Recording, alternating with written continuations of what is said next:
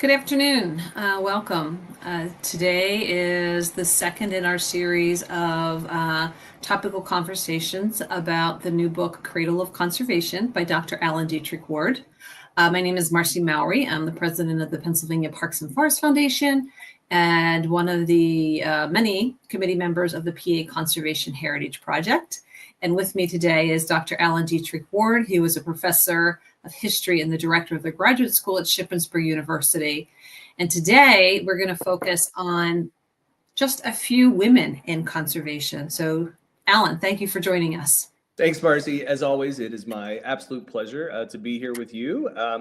And Marcy sort of hinted right there at the fact that just picking a few of the women in conservation and environmental history in Pennsylvania is pretty tough. So for this month, I've picked a couple that I think are going to be familiar to many folks, and maybe we have some new ones that will be new to at least some folks. And to do it all in 20 minutes, the clock's accounting. So why don't you go ahead and start the show, Marcy? I shall. I know just in our preliminary conversation, I learned about somebody new, so I'm excited. Sure. Okay. So as everyone knows, the kind of discussion that we have today here, you can find more information about Pennsylvania's conservation heritage, Pennsylvania's environmental heritage, on the website for the Conservation Heritage Project, paconservationheritage.org. My book, there's a link to my book there, Cradle of Conservation, which I'm drawing from today. But there's so many other resources that you can get through paconservationheritage.org, including, I should say, a documentary on Joseph Rothrock, who's kind of on the cover of the book here. We have some great videos as well as teaching aids for folks out there doing outdoor programming or teaching in the classroom, or who are just interested in learning more about the conservation history of our great state. So our first kind of woman is kind of really well known within certain circles, particularly in Harrisburg. And she's really well known, I think, because her story is just absolutely inspiring. Harrisburg in the late 19th century was gross. Untreated sewage, riverbanks that were used as garbage dumps. This was a transitional period when there was less and less traffic on the river, and more in the railroads that oftentimes, went along rivers or stream banks. And so they really became kind of dumping grounds for all kinds of junk, for old, outdated, infrastructure. Of course, the Susquehanna was used extensively for transporting logs and for transporting coal. And so, there was coal, chunks of coal on the riverbank. There was garbage. It was really, really gross. And of course, at the same time, as we're talking about kind of problems with the urban environment, as we know, this was a period of massive and rapid deforestation in Pennsylvania. Of course, the timber industry has always been really, really important, from the very founding days of Pennsylvania.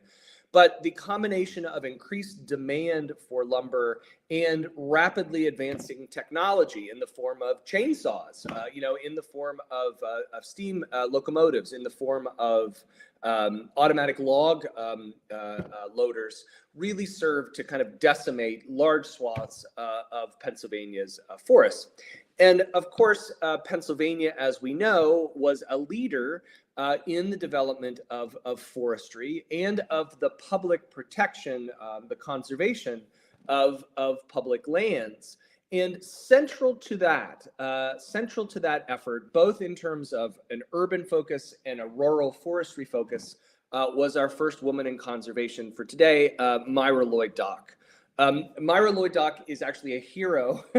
Really, I say that seriously, is a hero to a lot of people, particularly those in the Harrisburg area. She trained as a forester with one of the preeminent Sir Friedrich Brandeis German foresters of the day. Her sister Lavinia is actually a really, really well-known, one of the kind of important early nurses in the United States of America. Myra, her mother died when she was young. She really helped raise her family. And then when she was in middle age, really kind of launched on this new career as a public speaker, really focused on conservation, on urban cleanup, and on rural forestry. And I know, Marcy, for you, that Myra is a particular is sort of you've talked about how you find Myra particularly inspirational. Is there any stories about Myra that that you want to share about what your favorite kind of aspects of her life were? For me, I find her to be inspiring because, as you mentioned, she took care of her family, her siblings, and then her father. She went off to college in her 40s, so she got started late. And then she realized at University the of Michigan, time, I should say, just my alma mater. So okay, yeah, she went to Michigan, but she realized, because this was the late 1800s, that there really wasn't going to be space for her. But she didn't let that discourage her. She came back and she worked from her values, and she made a lasting difference for communities and for Pennsylvania. And she helped to launch Mont Alto School of Forestry. So for me, she speaks to not getting discouraged, yeah, that we can start at any point in our lifespan, and to trusting your beliefs and your values, and don't let somebody say, no, you can't do it. So to me, she's a real role model. yeah. I 100% I 100% agree with that. I mean, you could see her here. I mean, for those who don't know the broader Myra story, she was the very first woman to hold any position in state office in Pennsylvania. She elected or appointed when she was appointed to the new state forestry commission. She really launched a whole movement of urban revitalization in Harrisburg. For those of you who have been to the state capitol or live in Harrisburg, so much of the Harrisburg landscape today, the riverbank, Riverfront Park, the green belt around Harrisburg, Wildwood, all of those places really owe a debt to Myra Lloyd Dock, particularly, who really envisioned a cleaner, healthier, safer and more beautiful environment, both in Harrisburg itself and then around. And I should say, just to kind of point the spotlight a little more broadly, you pull the thread on any movement in Pennsylvania, and there are women who are behind it. Out in Carlisle, Gertrude Boswell Biddle, who founded the Civic Club. These women's clubs, civic clubs, garden clubs. These organizations were really the foot soldiers of spreading this vision of professional forestry, of civic responsibility, of cleanliness. Maria Cox and Mary Lundy, Maria Cox was married into one of the most prominent industrial families in Philadelphia. She and Mary Lundy, whose husband was an Episcopal minister, they spent a lot of time up in the Adirondacks and really got the sense of sort of the importance of the spirituality of the natural world. We would not have had a conservation movement that looked like it did in Pennsylvania without Mary Lundy and Maria Cox. They called together a group of women who really launched the conservation movement in Pennsylvania from their homes in Philadelphia. So the conservation movement, even though, again, we often associate it with men like Gifford Pinchot, like Rothrock himself, it's really women who are serving these essential roles in the late 19th and early 20th centuries for really improving their communities. Yeah, and if we're thinking then about that notion of women really taking from their own lives and applying kind of their vision of the world more broadly, if we shift to a little bit later period, to kind of the post-war period, obviously, we have to talk about Rachel Carson, right? We have to talk about Rachel Carson, native of sort of northwestern Pennsylvania, right along the Allegheny River. Again, in some ways, like Myra Lloyd Dock, she gets her bachelor's degree in biology, recognizing that her getting her doctorate is not necessarily going to do much for her in a patriarchal environment in which women's ability to really advance their careers is limited. Goes to work for the U.S. Fish and Wildlife Service, becomes an absolutely unparalleled nature writer. Marcy, I'm guessing most folks are familiar, with Rachel Carson's book Silent Spring, which really serves as the launching pad in many ways for the modern environmental movement. Have you read any of Rachel's other books? I have. Yeah. The Sea Wind, which is my favorite, right? Yeah. Yep. And I have. I think it's called Lost Words, but it's a printer's copy. It says Lost Woods. It was a typo. So, what strikes you when you're thinking about? I mean, when you're thinking about Rachel Carson's writing, again, she kind of applies her skills as a nature writer to this, what she calls her death book, ultimately, right? Because it's really a dramatic change from the more children's or popular writing that she was doing before. When you think about Rachel Carson as a writer, what strikes you? We actually read Silent Spring for our online book club, and I think the consensus with all of us was that she is a skilled writer and she presents the information in such a way that it's receivable by any reader. And some of the information that she was presenting was hard to read, terrifying. We're talking about the impacts of pesticides. I also think that it's timely even today. The names of some of the pesticides, the challenges that were faced then, we're still facing now, maybe in just a little bit of a different way. So I think she's timeless and she's approachable. PFAS today, I mean, really makes me that. Yeah. Yes, PFAS, microplastics. We were talking about a chemical in a meeting earlier today that is applied to seeds, that if a bird eats it, all they need is one seed and it'll kill them. So it still applies. And if you haven't read the book, I would highly recommend reading Silent Spring. Yeah. And I just reread it when I was working on Cradle of Conservation, because I wanted to kind of get a sense of what did I want to say about Rachel Carson. And her, even though she in her adult life moves elsewhere, she lives in Metro DC when she's working at the Fish and Wildlife Service.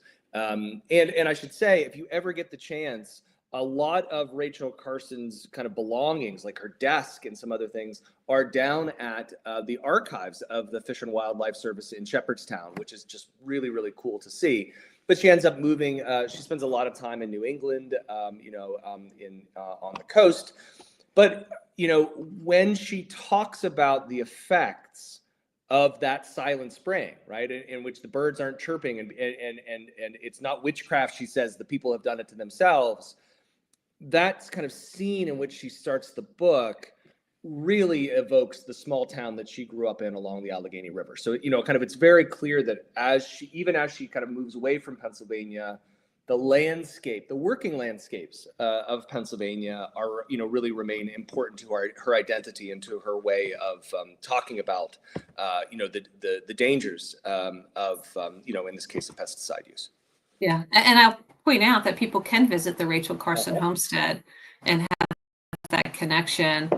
I also think it's important to remember that, while she was, in some cases, defending Silent Spring, she was dying of breast cancer. She couldn't share that because she was concerned about it discrediting the book. So she really is a remarkable champion, not just for conservation, but for women. And again, another amazing role model. Yeah, and of course, the environmental movement itself, much like the conservation movement, is made up of women. I mean, the environmental movement really overlaps with a focus on public health, right? This kind of ecological framework that sees the natural world not as something that's separate from humans or something that is kind of a commodity, but rather something that we are involved and have evolved with, kind of as part of our most intimate selves. Another one of my sort of really important environmental heroes is Michelle Madoff, one of the founders of GAST, the Group Against Smog and Pollution. an environmental organization founded right at the turn between 69 and 70 out in Pittsburgh, and they had this whole campaign called Dirty Gertie. That really underscored and sort of tried to talk about the ways in which industrial pollution, air pollution in particular, really, affected public health as well as the natural world. GASP is still an organization that exists today in Pittsburgh, is still sort of working out of that environment from that environmentalist lens. And so, I mean, as we're thinking about these kind of really widely known folks like Rachel Carson, it's important to remember that there are hundreds and thousands of other people, many of whom are women, who are really engaged in this environmental movement and continue to be. So, and at all levels, I think that, that's right. part of the point, that all levels. What also stands out to me is that it's the power of one. You can affect a change.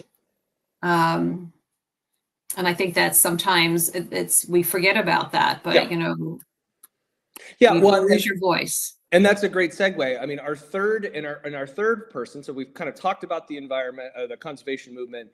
We've talked about the environmental movement. I want to bring things up to the present day and sort of the difficult decisions we have around environmental protection, public health, environmental justice today. I'm gonna point the lens back out at Pittsburgh. This is a photo of Braddock, Pennsylvania. This is the Edgar Thompson Steelworks. What Andrew Carnegie's the first works he built from scratch. More than 100 years ago. And out of this landscape of industrialization and this landscape, a broader landscape of deindustrialization, we have all kinds of thorny questions about what is justice, right? What is racial justice? What is class justice? What is gender justice? And a person really kind of engaged in that discussion, at the deepest levels, is Latoya Ruby Frazier, a native of Braddock, born in '82. Went to, I'm speaking to you here from Shippensburg University, and Ruby Frazier got her fine arts degree from Edinburgh University of Pennsylvania, now Penn West Edinburgh, and she turned her lens, right, much like the kind of the great photographers of the Great Depression, kind of on the world around her and narrating the life around her. Her first book really focused on her family and on her community, kind of in the shadow of both industrialization, industry, and deindustrialization in Braddock, just outside of Pittsburgh. She later has turned her lens to other issues of environmental justice and injustice. Her book in 2016, Photography, came out really focusing on the kind of the intimate environmental transgressions of the ways in which water pollution, lead in Flint, affected the families of Flint in kind of the most intimate ways, right? Undercutting their ability to lead healthy lives at all. And so when looking at people like Ruby Frazier, Zuline Mayfield, who was a co-founder of Concerned Residents for Quality Living in Chester, right? We can see the ways in which women continue to take these key roles in defining, explaining, and advocating for environmental justice in the state. And I know that this is something that, like, the Parks and Forests Foundation is engaging with these issues, every day. Yes, absolutely. And what this says to me too is that we all have different tools and strengths that we can use to bring our voice. I mean, in this case, it's photography. It could be art. It could be music. Yep. There's a lot of different ways to approach an issue and to educate people about an issue. Mm-hmm. Yeah, well, and that's absolutely right. I think your notion of the power of one, finding that mechanism by which your voice can be raised to make the world a better place. I think that's a call to arms to all of us, right? I mean, we have these generations and generations who have created a Pennsylvania, the public lands, the healthy, the clean water, the reintroduced wildlife that we have. That didn't just happen. It was generations of our ancestors, both adopted and real, that brought that Pennsylvania to us. And I'll give an example of one of my friends who I think is kind of part of this. Cindy Adams Dunn, right? Who worked as a graduate of SHIP. She has her biology degree from SHIP, just saying, and led the Pennsylvania Audubon. She was a key leader in Penn Future and is now the Secretary of the Department of Conservation and Natural Resources. Again, really, I think embodying that notion of kind of figuring out where you and your skills and your talents can help to make the world a better place, and then moving to make that happen. Yeah. Great example. And I should say, just as a quick plug for the Conservation Heritage Project, Cindy and I will be talking about Cradle of Conservation next Thursday, March 27th, whatever next Thursday. 27th. At Midtown Scholar in Harrisburg. So if any of you on the podcast here are listening and are going to be in the Harrisburg area next Thursday, stop by and we'll have a great chat with me and with Cindy. And I can't help but think that Marcy might be there too. So. Unfortunately, I will not be there. I'm sorry. I have a significant birthday next week. So I will be there in spirit. I will definitely be there in spirit. So, and we had a lovely conversation last week in Williamsport at New Trail Brewing. Yeah. So, and check the PA Conservation Heritage Project website, because Alan will be speaking in person around the state throughout the year. But we will be back next month, Earth Month. Also, yeah, what are we talking about next month, Marcy? I think we're maybe talking a little bit about Joseph Trimble Rothrock, because Joseph Trimble Rothrock Memorial Conservation Week is in next month, as well as it's Earth Month. So I think we're going to look at it from that more like whole that perspective of Earth Week. But every month we're exploring the book from a little bit of a different lens. But thank you, Alan. That was very good. Pleasure. I appreciate it, and I learned something new today. I'm excited to learn a little bit more, and I put PAConservationheritage.org in the chat. I don't know if anybody has any questions. We try to keep this to less than 25 minutes because we are doing it over your lunch hour, and we want to make sure that you get outside, perhaps. You connect with other people, not just look at your screen. Well, thank you so much for being here, everyone. And Alan, thank you. The video of this will be up on YouTube, Facebook, and LinkedIn. Feel free to share it with other people, and check back with us next month, which would be the 16th of April at noon. Sounds great. Look forward to it. Thanks again, Marcy. Thank you.